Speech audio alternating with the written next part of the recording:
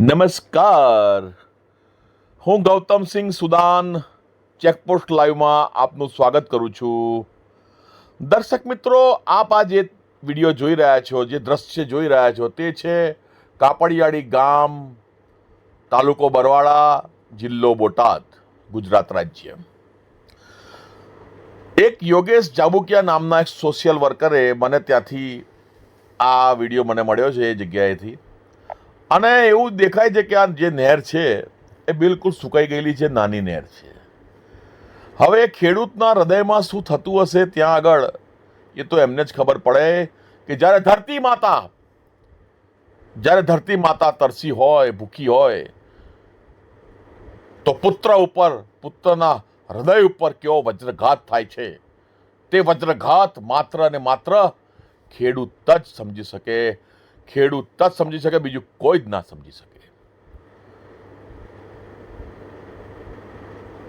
માટે મારી માનનીય ગુજરાત રાજ્ય સરકારને વિનંતી છે કે આ વિસ્તારમાં આવેલી આ નહેરને તાત્કાલિક ધોરણે શરૂ થાય અને આ વિસ્તારના લોકો ખુશ થાય, એમની ખુશાલીમાં વધારો થાય, તેવી આપને નમ્ર વિનંતી છે.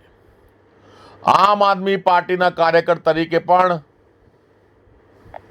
મારી જવાબદારીમાં આવે કે ગુજરાત રાજ્યનો હું રહીશ છું. મારા ગુજરાત રાજ્યમાં જો કોઈ જનતાને કોઈ પ્રશ્ન હોય, કોઈ દુઃખ હોય, તો મને તમે જરૂરથી વિડીયો મોકલી, ફોન કરી જણાવી શકો છો.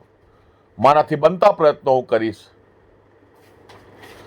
જરૂરી નથી કે દેશ સેવા માત્ર સરહદો ઉપર જ થાય, ત્યાં તો થાય છે જ, દેશ સેવા ત્યાં થાય છે જ, પરંતુ આપણે પોતે પણ સમાજમાં રહી અને લોકોના સુખાકારીના કામ કરી દેશ સેવા કરી શકીએ છીએ.